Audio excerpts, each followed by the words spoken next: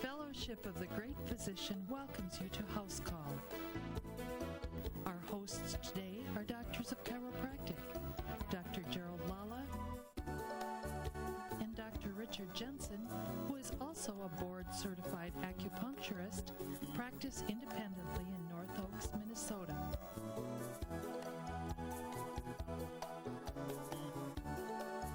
Let's join our hosts for today's program that will assist you in your quest for optimum health and well-being.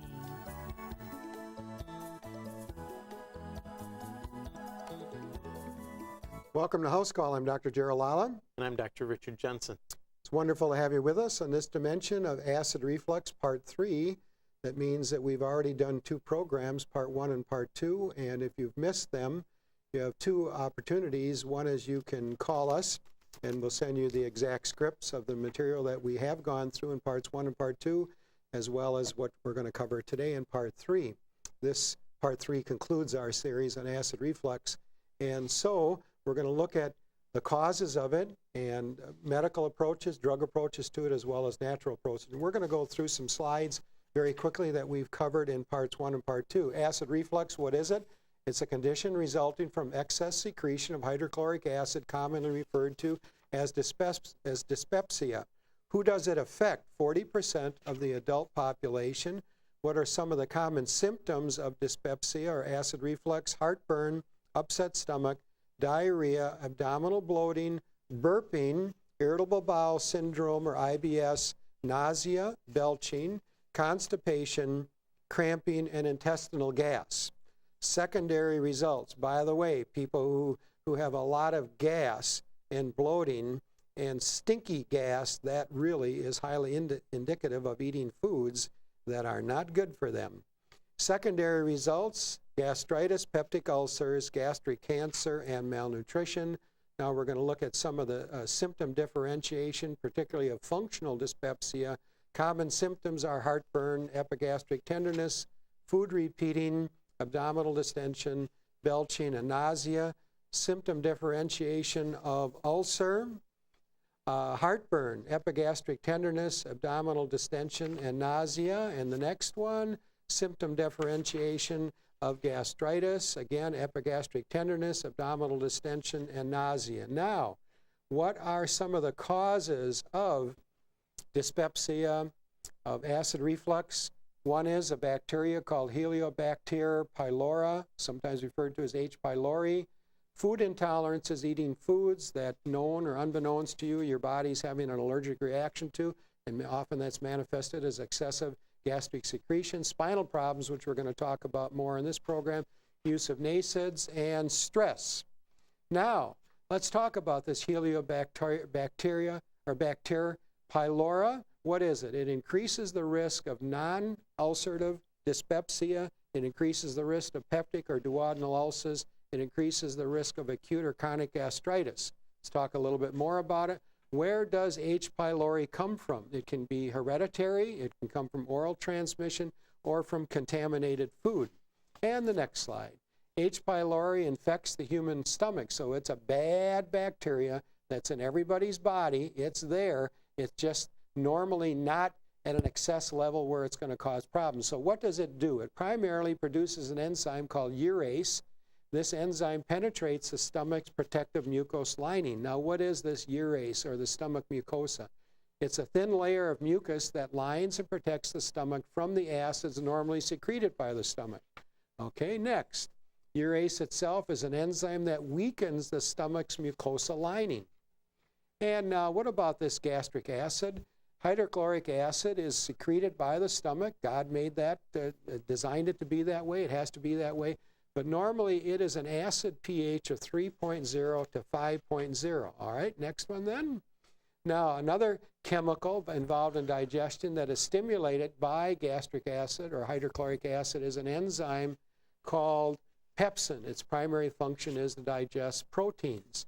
It, of course, now, how would you diagnose H. pylori? You would diagnose it through the following ways, and these are the protocol that should be used here. Blood studies, H. pylori, IgG antibodies, carbon dioxide breath test, a biopsy if they have to do that. That's through one or more forms of endoscopy. H. pylori stool analysis, which is legitimate, but would be down on the least important. And then organic acid analysis. We'll talk more about that later. Now, we talked about the different approaches that medicine has to antibiotic therapy for H. pylori, and their effectiveness varies, but the largest resistance, as you see there, is about 40% max, okay? Next. Now, what about zinc carnosine? We've been talking about that. This is a natural alternative to drug therapy. We are not in any way encouraging you to stop taking any drugs that your medical doctor has prescribed. Don't do that. Talk to he or she about that. And you should ask them if you're thinking about going on zinc carnosine to get their input, their permission.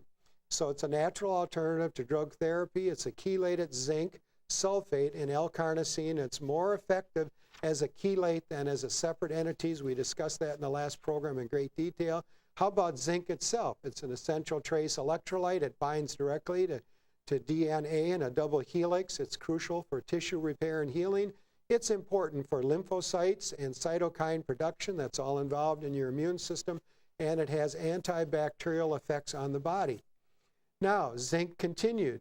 When zinc is deficient in the human body, and animals, by the way, it predisposes the person to intestinal infections, impaired immune system function, and destabilization of the cell membranes. All right, next. Now, L-carnosine, as Dr. Jensen discussed in the last program, it's a dipeptide, or what is called beta-alanine and L-histidine. Those are amino acids, by the way. They contribute to tissue support. They help transport zinc to the site of ulceration, and they help protect against noxious agents. All right, now we'll go one more. Zinc carnosine is able to maintain tissue supportive effects for long periods of time. Some vitamins and minerals and homeopathic remedies do not have a long-term effect. Zinc does. Promotes gastric mucosal defenses. It inhibits the H. pylori. Isn't that wonderful? Hallelujah. It decreases this terrible enzyme urase activity, and it decreases gastric inflammation. And again, now we're getting close to being finished with our repeat. And the next one is all about zinc carnosine. Again, it's important for popular cellular function. It protects cellular activity. It has an antioxidant activity that's against aging or cellular degeneration. It promotes wound healing. It protects gastric epithelium, or the lining of the stomach. It also stimulates mucus secretion. It is an important cofactor for amino acids or proteins. Hallelujah. And then, zinc carnosine also is essential for healing of the stomach and duodenal ulcers. It prevents bacterial overgrowth and inhibits stomach erosion and bleeding. And neurotransmitters, we're going to talk more about those. Those are essential chemical messengers. They're amino acid-based substances. They, in fact, are like gas matched to gasoline. Now, uses of zinc carnosine, it's used as an adjunct to antibiotic therapy, alone in the treatment of acid reflux, heartburn, gastritis, and H. pylori. Okay, now the natural approaches, Dr. Jensen is going to discuss that, and he's going to look at some of the different natural approaches to it. Dr. Jensen, please. Thank you, Dr. Lala. So, if you've been with us during this entire time talking about gastric or heartburn or gastric reflux, this is the part you've been waiting for. It's a natural approach to looking at the base areas, the key areas that give rise to these particular symptoms. And so these symptoms are heartburn, nausea and vomiting, anorexia, epigastric tenderness, belching, abdominal distension, constipation, and diarrhea. Now, I went through those kind of fast. So you know heartburn, that's that feeling of this burning that comes up here, you know, where you get a little bit of acid that's coming up into your esophagus, and we want to make sure that that's taken care of, because like the stomach is set up to be resistant to that acid, your esophagus is not, and so it will start to erode and wear away at that. Nausea and vomiting, that's a cause for the food is allowing to putrefy in the stomach, And if it's held in there a long enough time, it's going to cause nausea and vomiting, where the stomach just says, hey, we can't deal with this, let's throw it out. And the quickest way to that is upwards. Anorexia. How about epigastric tenderness? If you have this, you have some tenderness in there. It's tenderness going right in through by the belly button there. You're going to have tenderness there. Belching, again, you're creating gas in that area just because of putrefaction of food. Abdominal distension, the putrefaction of food gives to gas, and it'll inflate. In fact, in other countries, they refer to Americans, tongue-in-cheek, as balloon people because of that gas in there. How about constipation and diarrhea? Well, we're talking about problems with digestion of food as well, and so constipation and diarrhea can go right along with that. So we're going to go into some of the causes of that, and one of the primary causes is food intolerance, and we're going to turn it over to Dr. Lala for more on that subject. And certainly many people are not aware that they have intolerances or hypersensitivities of food. And when we eat certain foods that are bioacidic or harmful to our body, they could be organic foods, healthy foods, but to my body, I could have a hypersensitivity to it, and to yours, maybe not. But what they do is they would stimulate, in part, more of this urase and this H. pylori secretion, and they would then also throw off your acid-alkaline pH of not only your stomach, but your mouth, your esophagus, your stomach, and your small intestine and large intestine. Now let's talk a little bit about pH. We have different pHs in the body. The pH in the mouth is 6.0 to 7.0. In the stomach, it's 1.3 to 3.5. The small intestine, there's two parts of the small intestine. One is the proximal, which is the beginning end that hooks up by the end of the stomach. That's 3.5 to 7.0. And the distal end, which is the far end of the small intestine that connects to the large intestine, ranges between 7.5 and 8.0. Now, Dr. Jensen is going to take us a little further here and talk about dysbiosis or intestinal dysfunction. Dr. Jensen. Thank you, Dr. Lala. Well, there's two words that we learn here, dysbiosis and eubiosis. Eubiosis means that everything is functioning, it's in balance, particularly with bacteria or flora in the gastrointestinal system, where dysbiosis is more caused by those parasites that don't work well with us.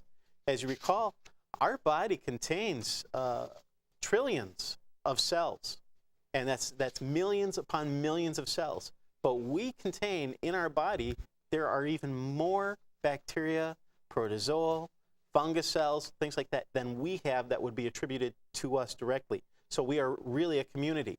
Dysbiosis is that fraction of that doesn't work well with us.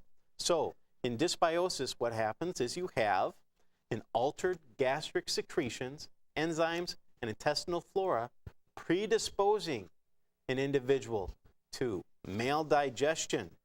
So gastric secretions, enzymes, intestinal flora are altered, predisposing us to maldigestion or irritable bowel syndrome or even malabsorption. Malabsorption, the lining of the small intestine becomes compromised. The bacteria and viruses and partially digested foods may then enter the bloodstream, predisposing the individual to systemic infections, autoimmune disorders, and antigen-antibody reactions. Let's look at this for a moment. When you have food, it's supposed to be digested. Proteins and sugars are supposed to be broken down into their mono or di groupings, so that when they're ingested into the human body, we look at them and they do not identify themselves as their base units. When it does, if you're letting in something and it's not fully digested, your immune system comes upon it and says, hey, look at this. This is still cow, or this is still pig, or this is still whatever, corn by chance. It's not digested. So essentially what you're doing is when it's passed into the bloodstream, it allows it then to say, your immune system has to then take over the digestive properties and in effect be used as an auxiliary digestive system, therefore lowering your immune response throughout the body because it's being overloaded by having to deal with these food intolerances. Okay? So then, raising the immune system, creating immune disorders. Now let's go to the use of antacid drugs, which can also put a great strain on our gastrointestinal system. The use of antacid drugs temporarily reduces the hyperacidity in our stomach. Remember, we're talking about heartburn as over-acidity. So it may temporarily reduce the hyperacidity, but continuous suppression of the gastric acids can negatively impact digestion and predispose intestinal environment to becoming more susceptible to bacterial overgrowth, maldigestion, malabsorption, and malnutrition. So it interferes with that stomach secretion of gastric acid. This interfere with the stomach secretion of gastric acid plays a role in triggering the gallbladder's secretion of bile and pancreatic enzyme production, which promote digestion in the duodenum. Gastric acid stimulates bicarbonate, which is essential for the alkaline pH in the small intestine, for the balancing of that, and is essential for proper digestion, the biochemical integrity of the intestinal flora, and control and prevention of bacteria. So what we're saying is that if you don't allow those secretions to take place, or you interfere with them, the enzymes can't work at the pHs that they're supposed to, because it's just not reaching it, and therefore creates a problem with not digesting the food, allowing it to putrefy further on, creating further problems. So diagnostic testing for this, Dr. Lala. Thank you, Dr. Jensen. What we're going to do here is we're going to talk about some diagnostic tests that you can do. One is called a combined IgE and IgG4 food sensitivity test. What does that mean? Very often the combined IgE and IgG4 tests are not performed, leaving a vital component in the acid reflux undiagnosed. The combined IgE is the immediate food sensitivity. Many times that is being diagnosed in the orthodox medical approach, but many do not have the IgG4, which is delayed food sensitivity test. Now that's a biochemical aspect. Now what we're going to look at is the structural biochemical approach, and we're going to go through some slides of the spine very quickly. You would have to assume that we do know something about the spine, and let's look at some slides here now. So spinal problems. Spinal problems such as curvatures, spinal subluxations, postural irregularities, and muscle imbalances can contribute to interfering with the proper nerve and blood supply coming from the spine out to the stomach and digestive system. Now let's look at the next slide. Spinal curvatures. When we look at the spine on your left, it should look straight. Up in the yellow up there is the cervical spine. The green is the thoracic spine. That's a large area of that affects your gastrointestinal system. And in the blue at the bottom there are the lumbar spine. Now on the side, when you look at the spine from the side, over on your right, we see that there's supposed to be normally 3 curves in the spine, a slight sway in the neck, slight rounding in the mid-back, and a slight sway in the lower back. Now we're going to look at some x-rays that often are involved, and Dr. Jensen has circled those. That's a full spine x-ray that's unique to the chiropractic practice. The nerve location of the curve, see the curve that's in that spine, that goes out and affects the gastrointestinal system as well as the genitourinary system. Now the next slide we're looking at here is of the autonomic nervous system, which is comprised of the parasympathetic and sympathetic nervous systems. So the nerves coming out of the neck and up by the skull and the mid to upper lower back affect digestion, and those nerves also can inhibit digestion. So if a person has a problem, such as we're going to look at in the next slide, which is a good illustration of what we call vertebral subluxation. So we're looking at a side or lateral view of an illustration of the spine. We see A, that's a disc up there, part of a disc. B, where the arrow is, that's a nerve hole or an intervertebral foramen where nerves, arteries, veins, lymphatics, and acupuncture meridians flow from the spinal cord. The vertebra that is below that B, that vertebra is in alignment. It's normal. Then there's another blue area. That's a disc. That's pretty good. When we look at C, we see a normal nerve coming out of those intervertebral foramina, and below that D is a vertebra that is subluxated. It has gone backwards or posterior. E is what happens to the disc. It becomes wedged when the vertebra goes out of alignment in that form, and it not only wedges on the back part of the disc if it's out in that direction. It also interferes with the normal the normal flow of the blood and nerve supply, as well as the lymphatics coming out of the spinal cord. Now we're going to look at two vertebrae here, and then see these are two vertebrae from the back. They're in alignment. The yellow thing in the middle there is the spinal cord, and those two little yellow projections to the side here, those are nerves coming out of those intervertebral foramina. Now the next one is actually the same two illustrations of the vertebra, but the top one is subluxated, it is out of alignment, as Dr. Jensen is doing that for you. And that's how the chiropractor then can, through spinal x-rays and examination, determine if there are some abnormalities within the spine that could be contributing to your gastritis, your acid reflux. So if that spine is not functioning normally, you are going to be predisposed to gastrointestinal issues. Now, Dr. Jensen, who is board certified in acupuncture, schooled in both Western and Eastern medicine, approach to acupuncture, is going to discuss this as it relates to acid reflux. Dr. Jensen. Thank you, Dr. Lala. Well, there's a great deal of importance with digestion that plays in acupuncture. They have whole categories of acupuncture that is related to digestion, where they looked at it as a primary cause of disease. They looked at it from a nutritional chi perspective, where it plays into the stomach and the pancreas and how the enzymes are being used in there. And so when we look at Chinese medicine, we're looking primarily the use of energy, be it nerve energy, be it function within the body. And so when we look at this illustration here, we're looking at a meridian and some of the muscles as to which that it's related to, but we're looking at how it flows through these meridians. This is a very important meridian in acupuncture. It's called the bladder meridian, and you see where it follows right alongside the spine. And what's interesting is that it correlates well with the use of chiropractic, in that there's points along the spine here that they call the back shoe points, which are influential points in which send this energy directly to the organs for which they are related.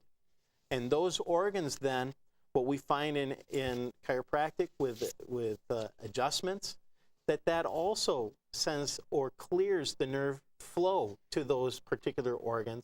So acupuncture and chiropractic work very, very well together. So acupuncture without spinal manipulation isn't going to be as effective, and spinal manipulation, chiropractic care without acupuncture isn't going to be as effective either. Just as much as spinal care and acupuncture aren't going to be as effective if you don't know the internal biochemical nature of that person and their possible food allergies that would be causative agents to the acid reflux. Absolutely. We find a synergistic effect in here, and that when we start to put all of them together, synergy means that you take the parts and put them together, and they have effect that's greater than the parts individually. Right. And then I mentioned earlier that you were studied in both Eastern and Western approach. What does that mean then? Well, when we're looking at it, many times acupuncture, it's Eastern and Western has two different ways of describing the body.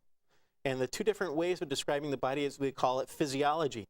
And we find that they describe things the same way, but they give us insights into the body that is much deeper, such as there are things that have been found or discovered in energy medicine, which would be Eastern, that we haven't quite yet discovered in Western medicine, because we need to know how those things come about. And this allows us to identify those things and then to help treat them. So placing them together has a much greater effect as well. Good. And let's take a look at NSAIDs, or NSAIDs, non-steroidal anti-inflammatory drugs such as aspirin, ibuprofen, naproxen, Advil, and Tylenol. There are accumulated adverse effects of those medications. They compromise your gastrointestinal system. They can promote or predispose a person to gastric bleeding, weakening of the immune system, destroy your normal intestinal flora, the good bacteria within your intestinal flora. They also inhibit and destroy digestive enzymes, predisposing people to maldigestion. When you have maldigestion, you have malabsorption, and when you have malabsorption, you have malnutrition. Now let's talk about stress. I understand that women have more stress than men, and that's probably true, because her hormonal system is a bit different than ours, and that's true. Often, too, the woman is the one who the man dumps his stress on. And so we have different dimensions of stress, the emotional, the physical, and the spiritual. A woman whose husband, if she's married, or having some relationship with a male, and if he isn't putting her as his princess, as his queen, that she's not first in his life, then she is going to be hammered heavier by the normal stresses that go on in careers and raising families, whatever it might be. Even if she's living a single lifestyle, if she doesn't have somebody to release that stress to, not in a negative way, not as in a codependent relationship, but there has to be somebody in a covenant relationship in a physical sense here on earth. Certainly we would want to have a covenant relationship with Jesus as the great physician, but still he's a family man, and he wants us involved in a covenant community. And that is partly where stress should be dealt with and released. Now, another dimension of treatment is, of course, a thing called neuroemotional technique, or NET. It's a dimension that includes acupuncture and psychological dimensions, where you're finding areas in the body where there are blockages that are related to our nervous system and our emotions. Now, Dr. Jensen is going to spend a minute here on talking about to see is to know, and the difference between blood scans and evaluating them from a clinical or homeostatic perspective. Thank you, Dr. Lala. So we want to look at the slide to see is to know, and it shows us that some of the tests that we want to look at is the blood scan. The blood scan looks at things from our perspective. Traditional blood scans evaluate blood markers only from a clinical perspective or a pathology's perspective. What they're looking at is when you have something that's outside of the clinical range, this is people who are actually presenting with the symptoms. But what we look at is also from a population, not the clinical was taken from in the hospital where people were presenting with things. So essentially this is a sick population. If you take a healthy population, you have homeostatic ranges. So by looking at where you fall in these ranges, we can start to see the trends towards this, and this is preventative medicine. So let's go towards that with cholesterol, say. Cholesterol, we see that there is a clinical range of 150 to 180 in there. I'm sorry. Let's go on triglycerides. We're seeing 10 to 195. There's a much smaller range in between there. That's 80 to 115, which is the homeostatic range. Calcium. Let's look at that. Clinically, the ranges are 8.60 to 10.70. Homeostatic means optimum range. And that range would be between 9.70 and 10.10. So we see many blood reports that come in that are taken in hospitals and in medical doctors' offices, and they'll look normal. And there might be a little elevation in cholesterol or something like that, but they're not analyzing them. It is not tradition in the Western approach to medicine to analyze blood from an optimum or homeostatic perspective. Well, if that cholesterol is starting to go low, but it's still not clinically low, we want to identify it before it goes bad so we can prevent problems and save people's lives rather than chase after them when they're sick. The Fellowship of the Great Physician, through its School of Health and Healing, provides classes each Thursday evening. The primary focus of these classes is biblically based spiritual health and healing, with a brief teaching on physical health and healing. There is no charge or registration fee for these classes, but a free will offering is received. For further information on the School of Health and Healing, class time and location, or the topics discussed on today's program, contact us at the Fellowship of the Great Physician in care of Dr. Lala or Dr. Jensen at 200 Village Center Drive, Suite 100, North Oaks, Minnesota, 55127, or telephone us at 651-484-8521. Thank you for joining